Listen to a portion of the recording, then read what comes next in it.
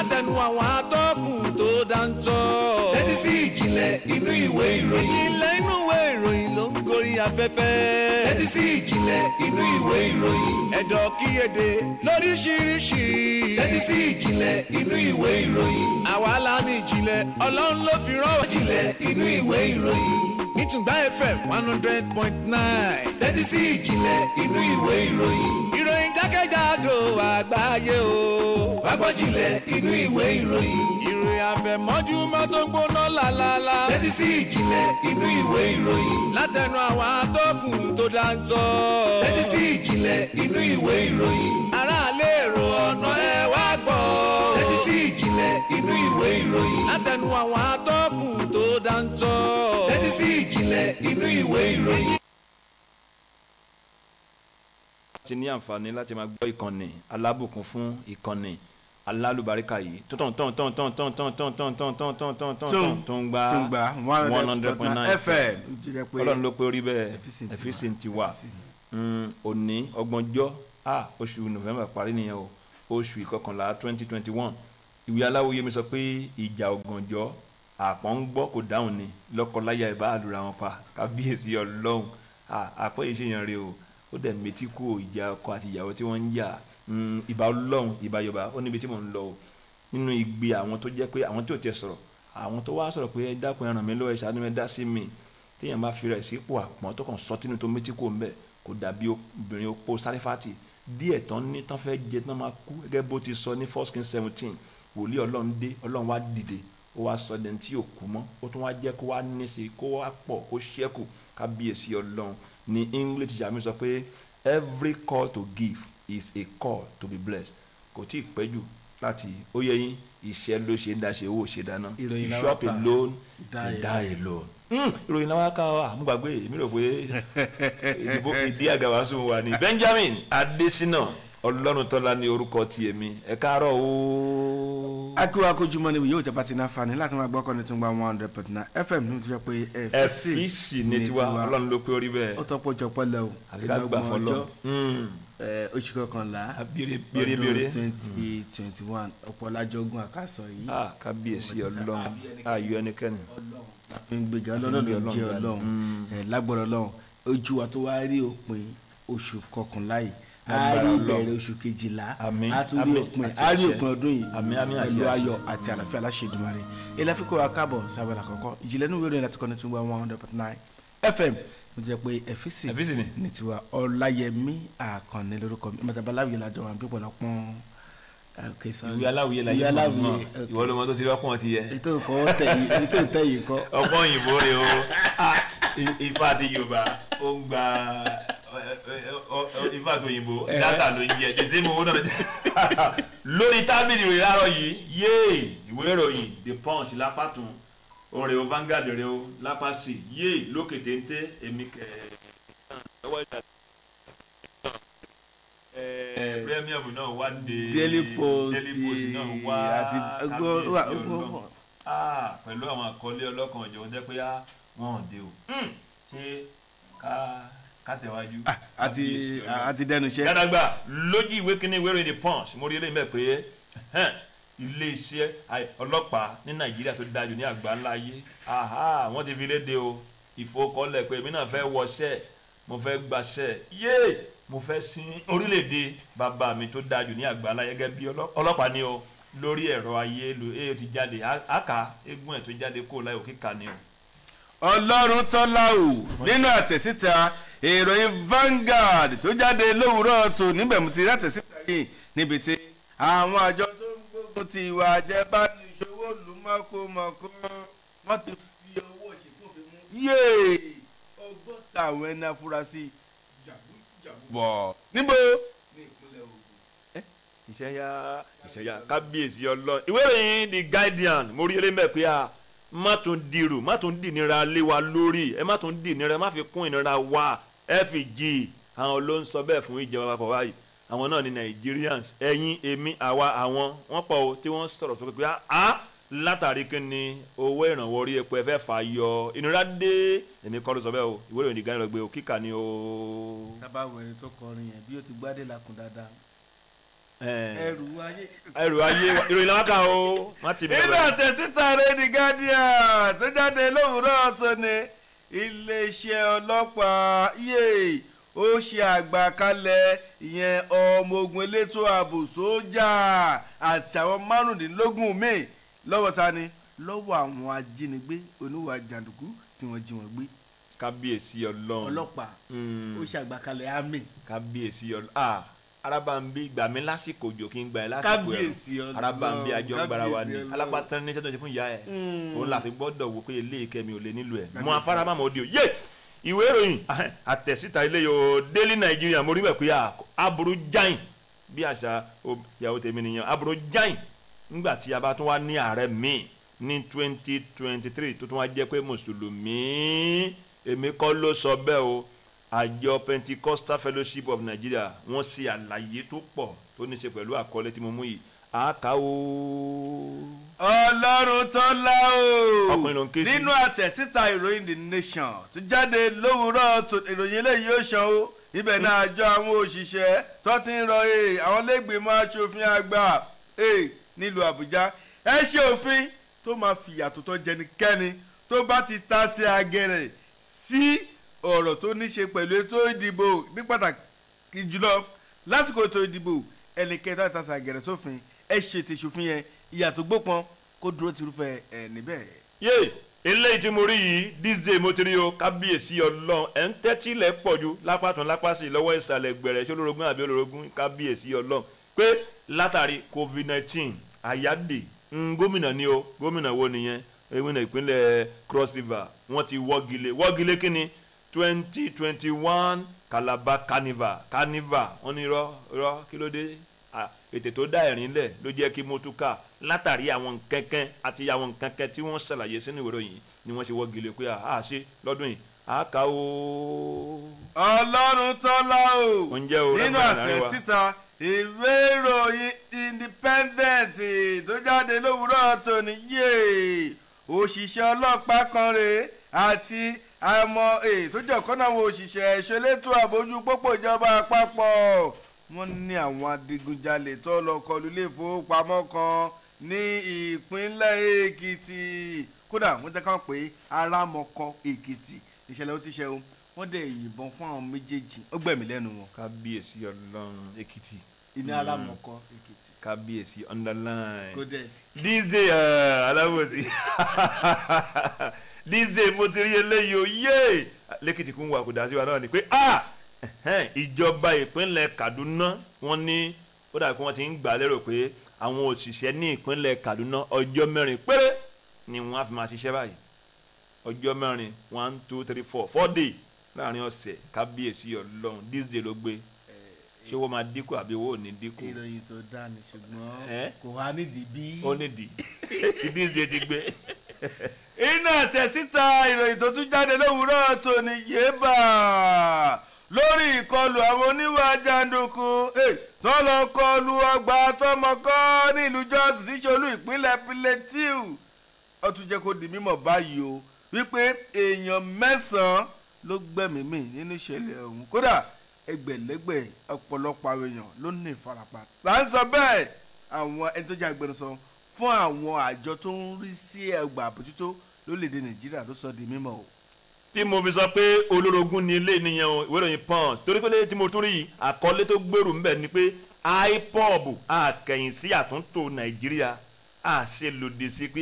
fẹ́ tún Nàìjíríà tó àkẹyìn sí àṣelòdì sí àbínú àgbógun ti àsọ pé no ta ni wọ́n fi ọ̀rọ̀ náà sí lẹ́nu òun náà ni agbẹnusọ àjọ IPOB tó wà ní ìwé ìròyìn The Punch láàárọ̀ yìí kíkà ni. ọlọ́run tọ́lá o ìjọjẹ́ mọ̀ wípé iná tẹ̀síta ìròyìn Independent lélẹ̀ tuntun jáde o àní àṣẹ àti ìgbọ́wọ́lu ìyẹn ìwé ètò tó jẹ́ pípọ́ níṣe pẹ̀lú ètò ìdìbò lórílẹ̀‐èdè Nàìjíríà pèsè ìgbàgbàlà ètò ìdìbò gbàgbàlà ṣáńtà ètò ìdìbò abẹ́lé ẹ wo yóò túbọ̀ mú ẹsẹ̀ ìṣèjọba àwarawa gbilẹ̀ sí ni tá ń sọ bẹ́ẹ̀ Ògúnlẹ̀wẹ̀ ló sọ di mímọ̀ lówùúrọ̀ ọ̀tún ni. máa gbọ́ eléyìí o Daily Post ni mo ti rí o tó sọ pé ṣáre Lai Muhammed àti Festus Keyamo wọ́n máa fa Nàìjíríà ya ni èmi kọ́ ló sọ bẹ́ẹ̀ o àwọn oríwà ni wọ́n ṣèkìlọ̀ pé ẹni àkọ́kọ́ o ààrẹ wa náà ń pè yẹn o àgùntàṣọ́ lò pé ààrẹ o ṣẹ̀rí Lai Muhammed mínísítà méjì yìí Festus Keyamo wọn ó ya Nàìjíríà ni ẹ̀ńtẹ́tìlẹ̀ pọ̀ ju kí ló dé tí àwọn oríwà fi sọ bẹ́ẹ̀ ó wà nínú ìròyìn Daily Post láàárọ̀ kíkà ní àká o. Ọlọ́run tọ́lá o mo padà rí The Punch ló ń wò mí kábíyèsí Ọlọ́run ọwọ́ sì kò fi àwọn ọlọ́pàá ìpínlẹ̀ Ògùn báyìí bẹ́ẹ̀ ni ó ti tẹ ọmọ ẹni afurasí ọmọ ẹgbẹ́ òkùnkùn látàrí pé kí ni òun àtàwọn akẹgbẹ́ rẹ̀ wọ́n lọ kọlù ilé ìfowópamọ́ kan níbo ṣùgbọ́n ilé ìtura ni ṣùgbọ́n ó padà tẹ́ ó wà lọ́gbà àwọn ọlọ́pàá báyìí The Punch ló tẹ̀ síta lóòrọ̀ tó ní. àjẹmọ́ pín The Punch yìí ni kò sí ní tó lè ṣe má ti pàjọ́ èdè. mo rí eléyìí lókè téńté pé ohun tí mo bá brọ́dà mi arákùnrin mi ń sọ ìyẹn Mercy Nnamdi Kanu sọ ní àjọ àwọn DSS tẹ́ pé ibẹ̀ ló ti ń gbatẹ́gùn tiẹ̀ pé ṣá máa ṣayé ẹ̀ Usenu government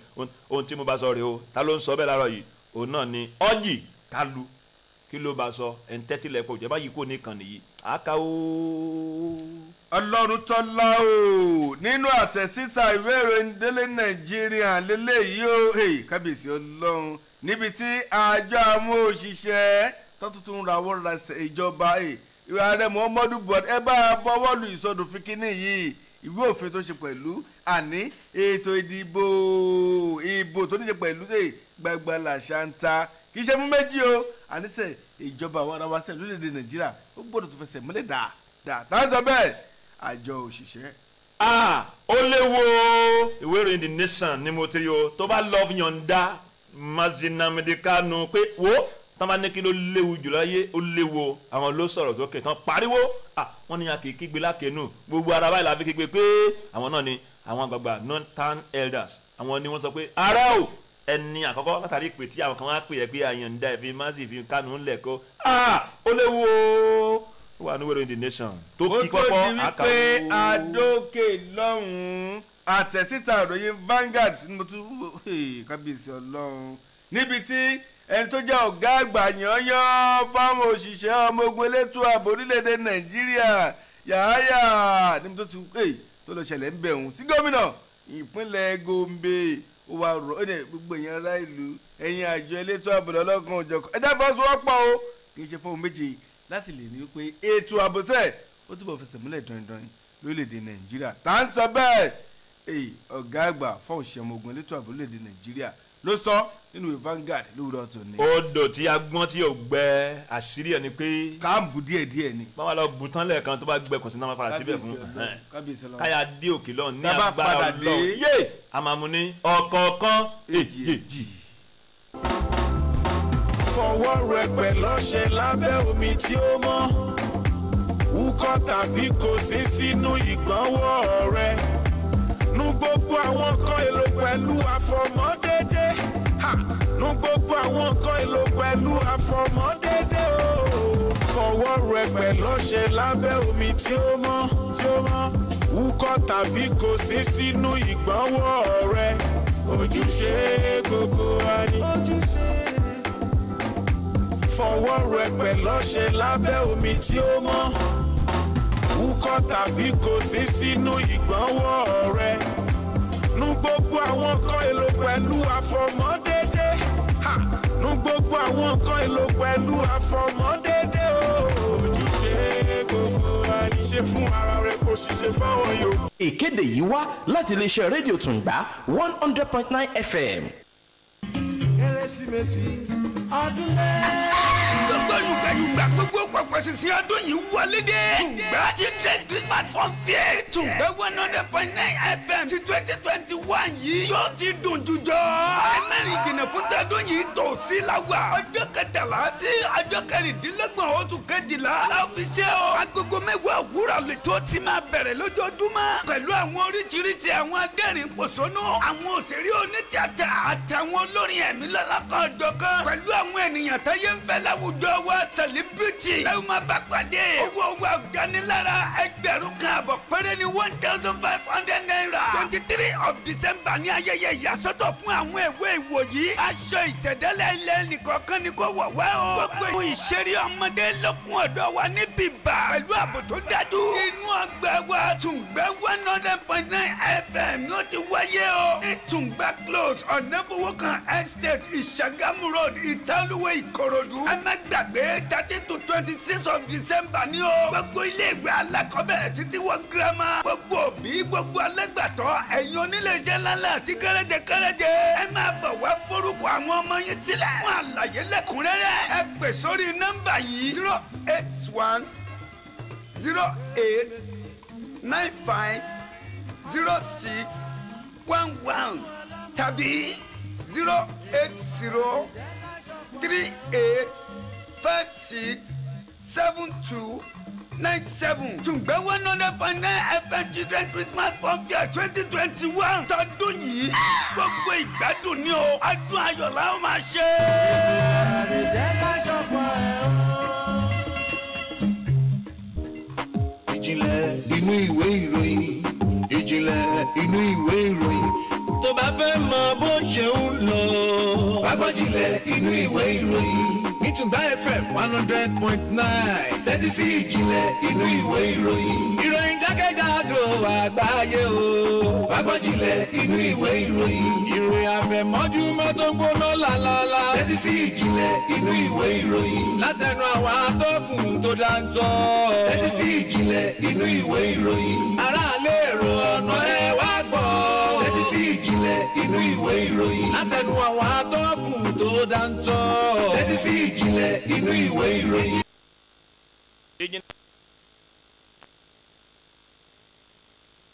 pẹ̀lú ìwé ìròyìn The Punch ṣe kí ìkúùkù yìí mú ìrọ̀ ò lè pọ́n sí mi láàárọ̀ kùtùkùtù. ilé tí mo rí àkọlé ẹ̀ yìí ló sọ pé iléeṣẹ́ ọlọ́pàá wọ́n ti wá fi léde pé ó yá àwọn tó nífẹ̀ẹ́ sí ìfowókọ́lẹ̀ láti gbaṣẹ́ ọlọ́pàá pé Nàìjíríà tó dájú ní àgbáńlá yéye nípasẹ̀ pé èmi náà fẹ́ sin orílẹ̀-èdè mi o àṣkárí ọlọ́pàá nínú ìforúkọlẹ̀ lórí ẹ̀rọ ayélujára ṣé ọ̀rọ̀ ìwé aláwọ̀ yé mi ni ó ní bí pápábánjólóko màjàlá báyìí ló máa ṣòfò ìwé ìròyìn The Punch di àmọ́ láàárọ̀ pé àwọn àjọ ọlọ́pàá Nàìjíríà tó dájú ní àgbáńlá yé wọ́n ti gbégbèsè pé 2021 láti gbani síṣẹ́ ọlọ́pàá ní Nàìjíríà tó dájú ní àgbáńlá yé pẹ̀lú àwọn àlàkalẹ̀ ohun tó jẹ́ pé àmúyẹ pé tó bá fẹ́ darapọ̀ eléyìí ló máa ṣe eléyìí ló gbọ́dọ̀ ní gẹ́gẹ́ bó ti hàn dé pé ọ̀rọ̀ tí ìwé aláwọ̀ yẹmi ni ó ní ọ̀rọ̀ tí a bá gbọ́ látẹnu àkàlàmàgbò àtòdì ọ̀run báyìí ló ti wá ẹni tó jẹ́ agbẹnusọ fún àjọ ọlọ́pàá Nàìjíríà tó dájú ní àgbáńlá pé orúkọ tiẹ̀ ò ní bí o Frank Mba ló sọ̀rọ̀ sókè láàárọ̀ yìí tó jẹ́ pé ó dìmọ̀ pé ẹ wò ó láti àsìkò yìí lọ́wọ́ gẹ́gẹ́ bó ti là á kalẹ̀ nínú ìwé ìròyìn láàárọ̀ pé wọ́n ti fi sí pé ọ̀sẹ̀ mẹ́fà gbáko ni wọ́n fi ṣe ètò ìfowókọ́lẹ̀ yìí lórí ayélujára látọjọ́ Monday ìyẹn ọjọ́ ajé àná òde yìí ọjọ́ 29 oṣù kọkànlá di ọjọ́ ajé Monday ọjọ́ 10 oṣù kìíní 2021 pé àwọn tó bá jẹ́ pé wọ́n forúkọ́lẹ̀ pé wọ́n tún gbé ìgbésẹ̀ tó pé ọ̀rọ̀ English àbí pé purpose is realized when principle are followed pé gbogbo nǹkan tí yẹn fẹ́ ṣe tó fẹ́ dàlàyé ló ní àwọn ìlànà do's and don'ts tí yẹn bá lè tẹ̀lé do's yẹn adébí àṣẹ pé àwọn tó bá ti forúkọ́lẹ̀ wọ́n pè wọ́n láti wá sọ pé ìdánrawò scanning àyẹ̀wò kó tó di pé wọ́n wà kó lọ ní àsìkò tó ẹ lọ ní ọjọ́ 10 sí ọjọ́ 21 oṣù kínní ọdún tó ń bọ̀ ni wọ́n ó ṣe lé wọ́n wá ní láti ìsín lọ́wọ́ ẹnikẹ́ni tó bá nífẹ̀ẹ́ sí o ìwé ìròyìn The Punch mo rí ń bí pẹ̀lú àwọn àlàkalẹ̀ pé ó gbọ́dọ̀ ní ilé yóò ní ilé àmọ́ ṣùgbọ́n ṣá iṣu ò pé òun ò tó yán yé ẹ̀wà dẹ̀rẹ̀ kò pé òun ò fún kòkò àwọn tó ń kó náà mọ̀ ní òní jẹ́ tàbá jókòó sílẹ̀ yìí àgọ́ àlọ́tàn ẹ̀nà ń wọlé The Punch ẹ̀ka o. Ọlọ́run tọ́lá o inú ìwé Vanguard mo ti máa bẹ̀rẹ̀ àjò mi lówùúrọ̀ tòní ibẹ̀ mo ti rí àtẹ̀síta níbi tí àwọn àjọ tó gbógun ti wà jẹbánu àti ìṣòwòlù lọ́nà àìtọ́ àwọn àjọ EFCC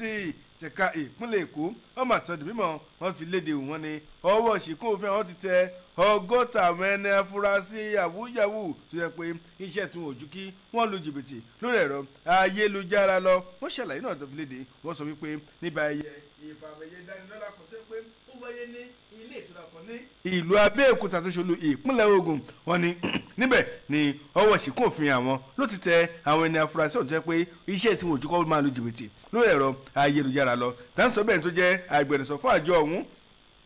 mo sọ nípa ọ̀gbẹ́ni Wilson Uhujaren òun ló ṣe aṣọ lójú ọ̀rọ̀ yìí nínú ọ̀tún fi léde lánàá nílùú Àbújá ó ṣẹlẹ̀ nínú ọ̀tún fi léde ó sọ pé àwọn ẹni afurasí yìí ó náwó ṣìkún fi tẹ̀ wọ́n níbi ayẹyẹ tí wọ́n tí ń fi àmọ̀ ẹ̀yẹ dánilọ́lá ó ní àwọn ọgọ́lọ́ ń fọmọ̀ ẹ̀yẹ dánilọ́lá wọ́n ní látàrí ìwádìí àti iṣẹ́ àtọlẹ̀múyẹ́ nítorí pé àwọn ṣe àti ìròyìn tó tẹ àwọn lọ́wọ́ ó fi hàn wípé àwọn tó jẹ́ wípé wọ́n ṣe dáadáa jọ jẹ́ pé wọ́n wà lókè téńté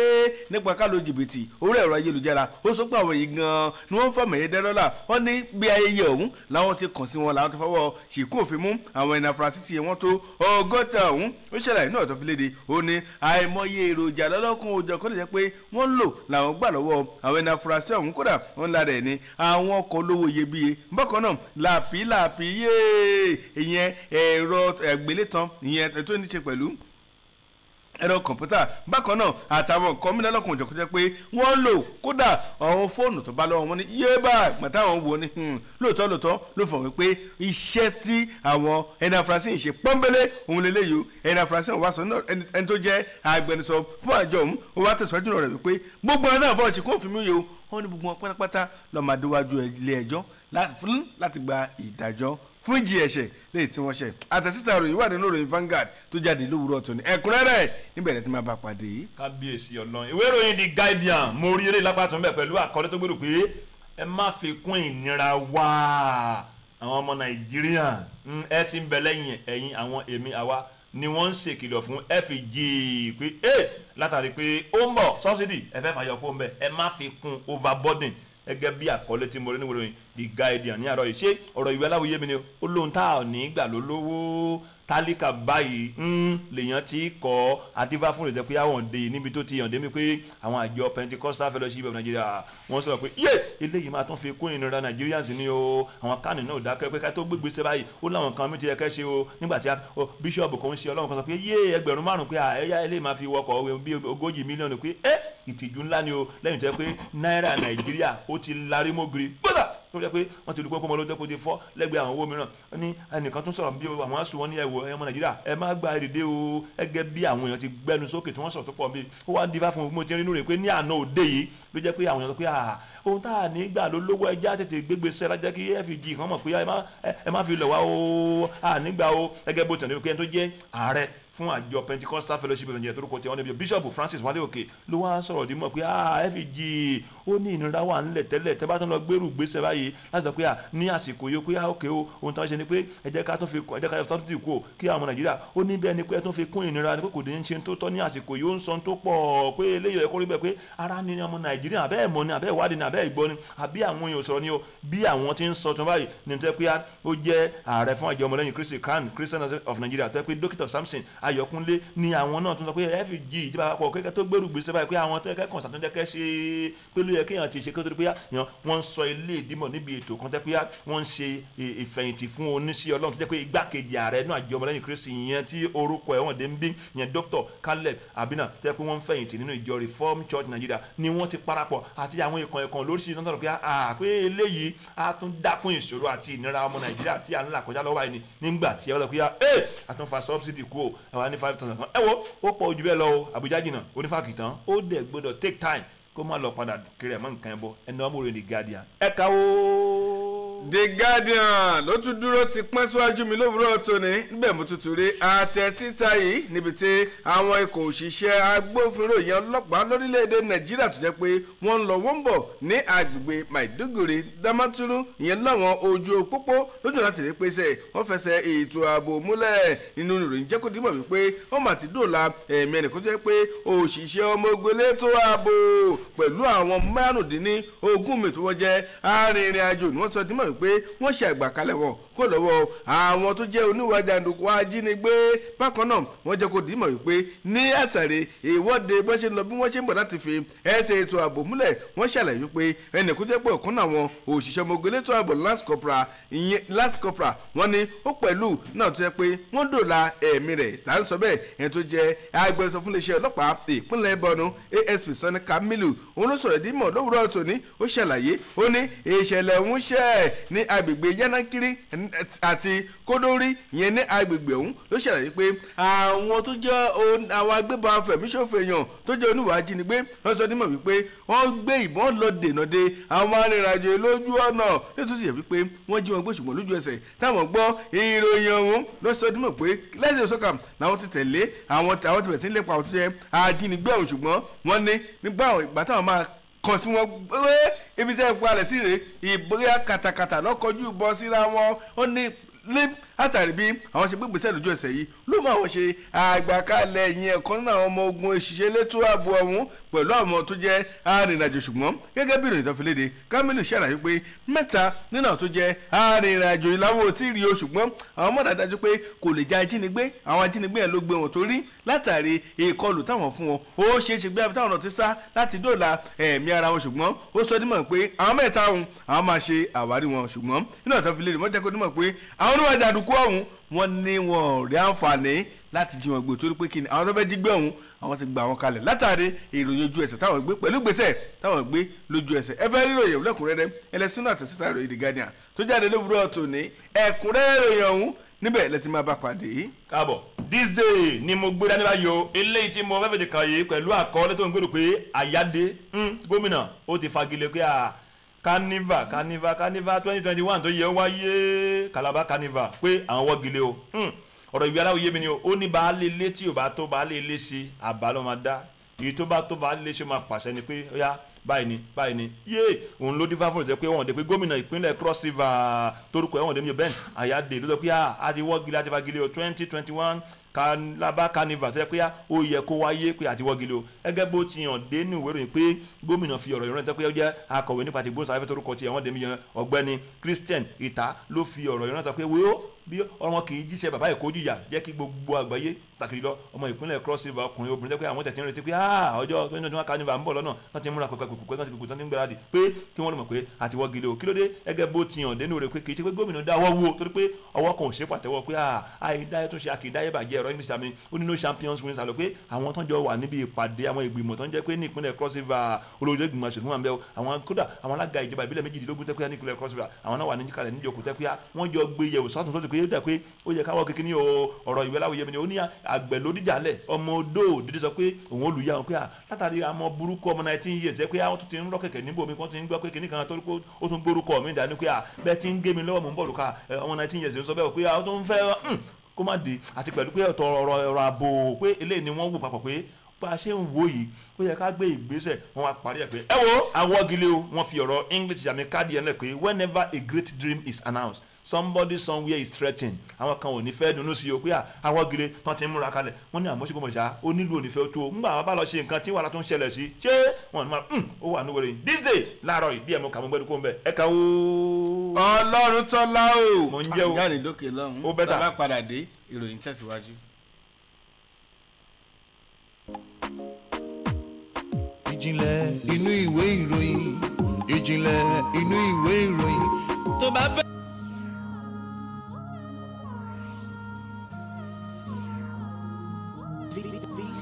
orí ló pe ọ̀rẹ́ ẹlẹ́dá ni mo pe ọ̀rẹ́ jọ̀wọ́ dá mi lóhùn orí owó níjọ́ tẹ́bí bá pọ̀ náà níjọ́ tẹ́bí bá pọ̀ náà kébí wọ́n máa rí ìlànà lọ́jọ́ náà ó. orí làbá bá ọba kò ṣàṣìlẹ̀ orí mi ò ẹlẹ́dá mi ò. orí làbá bá ọba kò ṣàṣìlẹ̀ orí mi ò ẹlẹ́dá mi ò má sùn lọ nígbà kankan orí mi má sùn lọ orí mi ò lọ́jọ́ tó olùgbàlábà gbére jọ̀gbẹ̀jọ́. jẹ́ kí ilé ayé mi kó tà mí lọ́wọ́ kó má wọ̀ mí nígbà kankan kémi máa rọ́nà láyé orí ló pe òye ẹlẹ́dá ni mo pe òye jọ̀wọ́ dá mi lóhùn orí owó níjọ́ tẹ́bí bá pọ̀ náà níjọ́ tẹ́bí bá pọ̀ náà kébí má má rí ìlànà lọ́jọ́ náà ó. àmì orí làbá bá ọba kò ṣàṣìlẹ̀ orí mi ò ẹlẹ́dá mi ò. orí làbá bá ọba kò ṣàṣìlẹ̀ orí mi ò ẹlẹ́dá mi ò má sùn lọ nígbà kankan orí mi má sùn lọ orí mi ò lọ́jọ́ tó olùgbàlábà gbére jọ̀gbẹ̀jọ́. jẹ́ kí ilé ayé mi kó tà mí lọ́wọ́ kó má wọ̀ mí nígbà kankan kémi máa rọ́nà láyé orí ilẹ̀kùn àánú tó ṣí lọ́jọ́ sí má jẹ́ kó tì mọ́ mi bàbá oore tó ṣe bí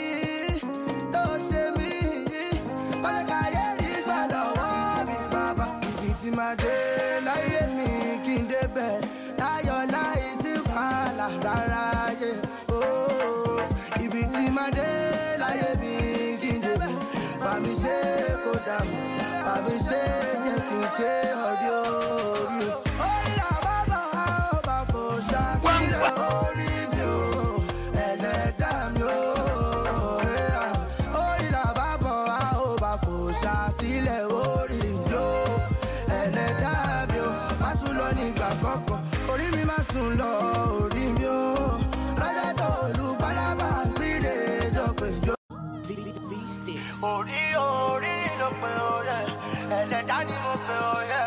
jọ̀wọ́ dá mi lóhùn orí owó níjọ́ tẹ́bí bá pọ̀ náà níjọ́ tẹ́bí bá pọ̀ náà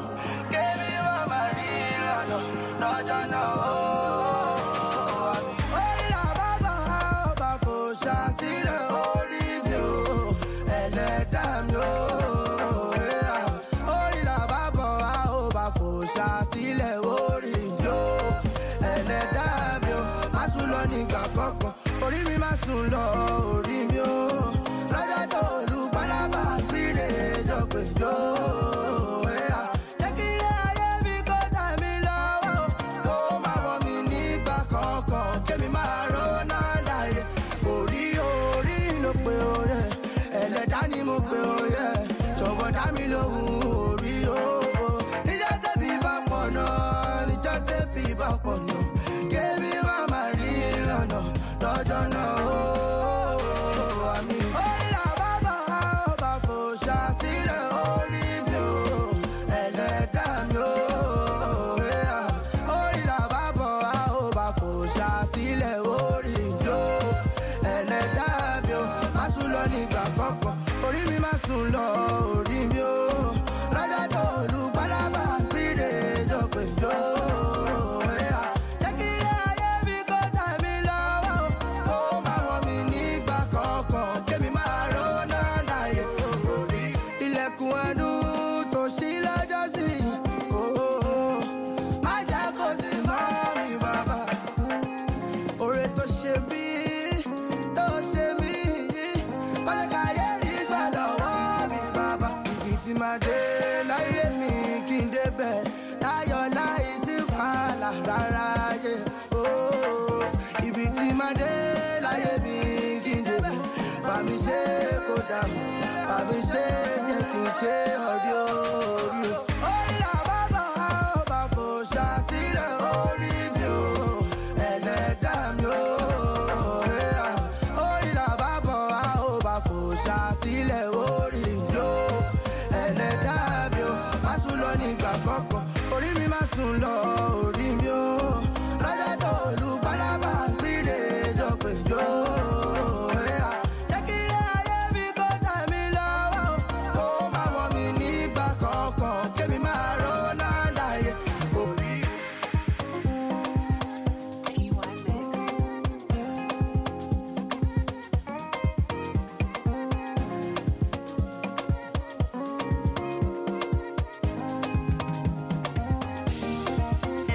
orí orí ló pe ọ̀rẹ́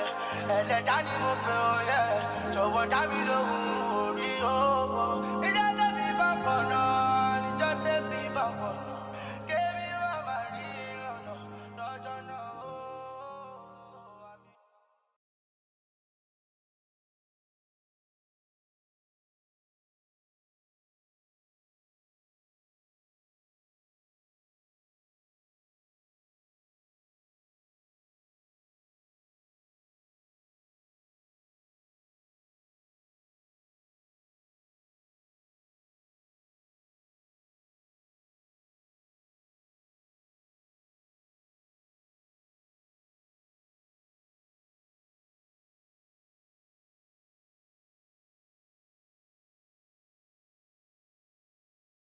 jágò àgbáyé o. Agbọ́njìnlẹ̀ inú ìwé ìròyìn. Ìròyìn àfẹ̀mọ́júmọ́ tó ń gbóná lálálá. Tẹ́tí sí ìjìnlẹ̀ inú ìwé ìròyìn. Látẹnu àwọn atọ́kùn tó dáńtọ́.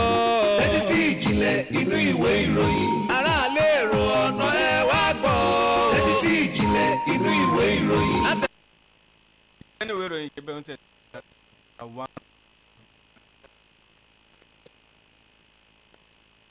ìwé ìròyìn The Nation ibẹ̀ mo tún tajú kan mo ti látẹ̀ síta ròyìn tó jáde lówùúrọ̀ tóní níbi tí àjọ àwọn òṣìṣẹ́ lórílẹ̀‐èdè Nàìjíríà ti rọ àwọn ilé ìgbìmọ̀ aṣòfin àgbà nílùú Àbújá pé kò bá dà kó bá sún wọn ó bàbá wa ṣe ètò òfin tó tó lè máa fi ìyà tó tọ́ jẹ ẹnikẹ́ni tó bá tasàgẹ̀rẹ̀ sófin tó ní ṣe pẹ̀lú ètò ọ̀rọ̀ ìdìbò lórílẹ̀‐èdè Nàìjíríà. wọ́n ní ẹ bá aṣòfin kí ìjìyà tó gbópọn kó wà fún irúfẹ́ ẹni bẹ́ẹ̀ láì dá ẹnikẹ́ni sí. wọ́n ṣàlàyé náà tó fi léde. wọ́n ní ìyẹn òfin ọ̀hún tó bá ṣe tó bá fi sínú òfin ẹnikẹ́ni tó bá tasàgẹ̀rẹ̀ sófin ọ̀hún. wọ́n ní tó bá ti mọ́rú ìjìyà tó gbópọn tó bá wà níbẹ̀ ní a máa dẹ́kun láti máa wọ òun akòtọ̀ ní pàtàkì jùlọ ìwà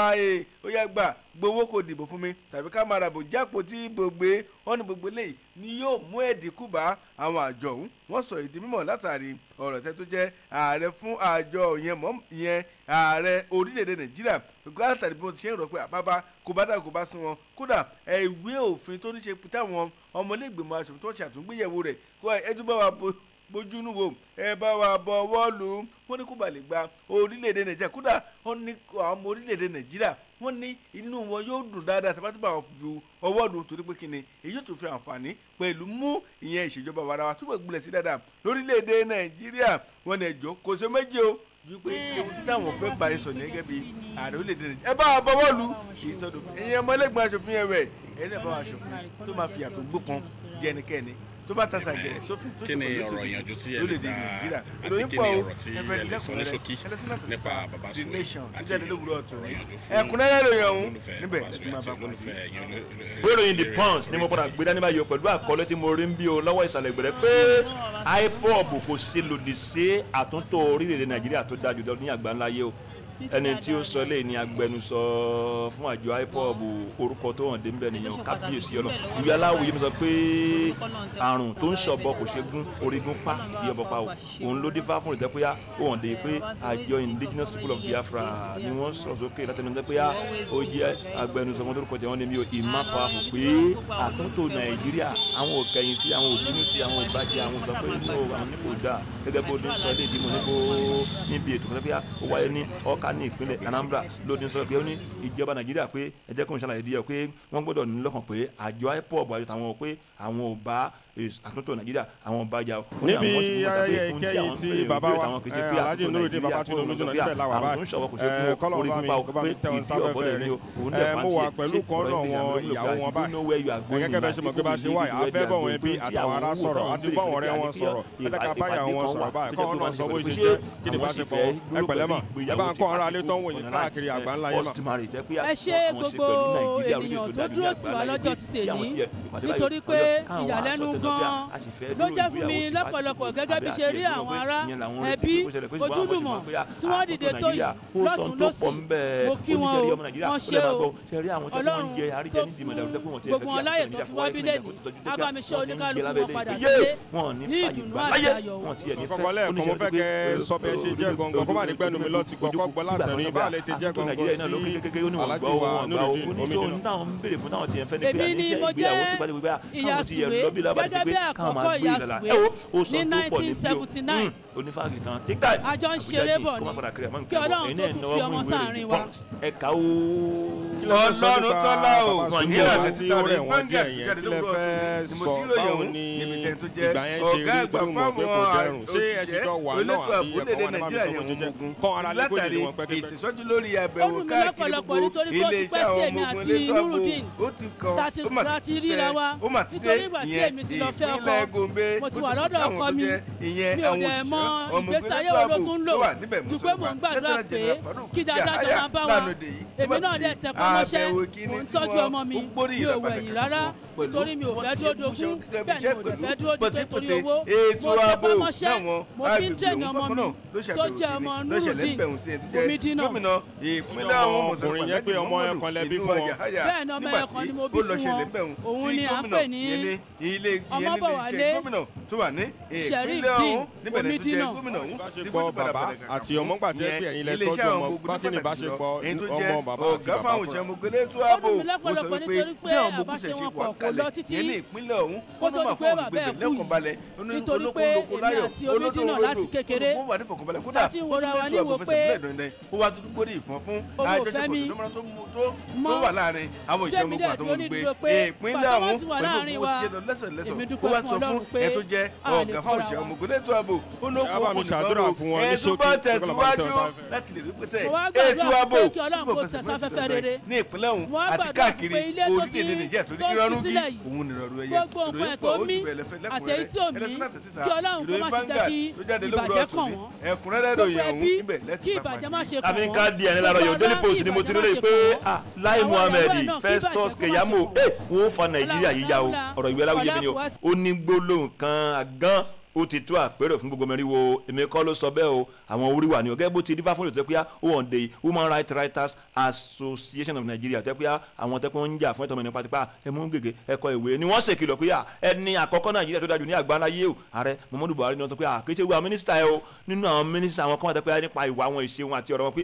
bí ẹni pé wọ́n fẹ́ fa Nàìjíríà ìjà pẹ́tẹ́pẹ́tẹ́ ni ọ̀gẹ́ bó ti yànjẹ́ nínú ìròyìn yìí pé wọ́n tún ń lo ipò wọn láti sọ pé ààrẹ Muhammadu Buhari o àwọn ìgbésẹ̀ mi ti yẹ kó gbé bóyá kó tiẹ̀ gbójú kó má gbé bẹ́ẹ̀ ẹgẹ́ bí wọ́n ti ń ṣàlàyé bí o sí ọ̀rọ̀ ìwé láyé mi pé nípasẹ̀ ọ̀rọ̀ ẹnu wọn àbájáde ibi tí wọ́n tọ́ka sí ìwé aláwòye mi ni oníṣàn láàrin ajé ní mú ní pẹ́kọ̀ọ́ nípa ìgbìmọ̀ tí àwọn Ẹlẹ́kì tó géètì ẹ̀ńsàsì ọdún tó kọjá lọ pé ìpínlẹ̀ Èkó pé àwọn mínísítà méjì pẹ̀lú tí wọ́n ń sọ nípa ìgbìmọ̀ yìí àbájáde wọn pé bí ẹni pé wọ́n fẹ́ da ojú ọkọ̀ fẹ́ fa Nàìjíríà yìí ya ni o ṣé ọ̀rọ̀ ìwé aláwòye mi ni o ó ní àyídákẹ́ká sì wí àìwòsàn kádàrán àti pẹ̀lú ọ̀rọ̀ English àmì ní the deepest wounds in life comes not from sword but what pé ọgbẹ́ tó jìjù láyé báyìí kì í ṣe nípa ọkọ̀ ló ti ń wà bí àdá bí kò ṣe nípasẹ̀ àwọn ọ̀rọ̀ tó ń ti ibẹ̀ jáde wọ́n dárúkọ àwọn méjì ń bí o pé Lai Muhammed ti ṣe pé mínísítà fún àṣà àti ṣe àti Festus Keyamo jẹ́ pé SAN ń bẹ lẹ́yìn ẹ̀ pé nípasẹ̀ ohun tí wọ́n ń sọ pé àwọn kan tó pé oníbàbàjẹ́ ní ọmọ ogun àtọlọ́pàá jẹ́ pé nípasẹ̀ pé àjẹ ìgbìmọ̀ tí wọ́n gbé kalẹ̀ nípínlẹ̀ Èkó tó ṣí mọ́ lórí jẹ́ pé ó yẹ kí ààrẹ mọ́ àwọn arábì ó dàpọ̀ ń lo ipò pé influences the ability máa wo ààrẹ gbójú kó ń bẹ ẹ wo ó pọ̀ jù bẹ́ẹ̀ lọ orí wa ló ṣe kìlọ̀ pé Lai Muhammed Festus Keyamo wọn ò fà kíní ìyá o Ọlọ́run ní jẹ́ ó yá o àmín àmín àti àṣẹ ìwé ìròyìn wo ti lára ìwé ìròyìn Daily Post ẹ káwó. odò tá a gbọ́n tí ò gbẹ. wọ́n ń bù díẹ̀ ní ká lè rí mi padà wá bù ní abala kejì. lábala kejì láago 8 lágbára lọ́hùn. adúpẹ́ lọ́wọ́ Ọlọ́run bíi Èdùmàrè tó tó bá a ṣe tó. ayin ni lójú abú ni apọ́n ni lójú atẹ́ni adúpẹ́. bákan náà adúpẹ́ lọ́wọ́ yẹn lólùfẹ́ kan nìyí. ẹ ṣé sà ẹ ṣé mà. láìgbàgbé ẹni àkọ́kọ́ rere mímí dòdò mi ajàfẹ́tọ̀ mi ní kábíyèsí àmín àmín àti àṣẹ. ẹ má jẹ́ àgbàgbé ọjọ́ kẹrin ni ọjọ́ mẹ́rin ló kú báyìí ó ti parí rẹ̀ 1 2 3 4. kí ló ń sọ pé aṣọ nípa Èkìtì Gbajúmọ̀ show tí a ti ń tún sọrí pàtàkì èdè abínibíni sísọ àti fi àmìyẹ dá àwọn èèyàn lọ́lá ẹ má gbàgbé ìjọ sátidé tó ń bọ̀ ìjọ kẹrin ló máa wáyé náà Gbàtúmọ̀ 100.9 FM àti Èkìtì tẹ̀kọ́ lélẹ́yìn níbi tí abáṣadọ̀ Tèmítọ́pọ̀ Òjó ti máa gba gbogbo wa ní àlejò. bákan náà ọjọ́ 13 oṣù 12 ọdún yìí ni èdè náà máa bẹ̀rẹ̀ Christmas card tó gbà táwọn ọmọdé tí wọ́n máa dunnú ṣeré ọjọ́ 13 sí ọjọ́ kẹrìndínlọ́gbọ̀n 13 to 26. láàrin ẹ̀ àwọn ètò lọ́lọ́kùnrin kan ló wà ń bẹ̀ fáwọn òbí àwọn olólùfẹ́ afẹ́nifẹ́re àtàwọn ọmọdé gbogbo ọgbọ́ pátá ní kò sẹ́ni tó ní fílẹ̀ péré gbogbo pátápátá máa rẹ̀ sí níbo náà ni nínú ọgbà Gbàtúmọ̀ 100.9 FM àwọn ẹ̀dẹ́rìn pòṣónú aláwàdà olórin gbogbo ẹlẹ́wọ̀kọ̀jọ̀ kan ijó lẹ́fẹ́ jó àtẹ̀físà ti Tùngbà méjèèjì lẹ́ẹ̀ máa dín jọ yẹn yóò tá a fi ń jẹ́ Tùngbà ẹ má jà ẹ sáré ṣe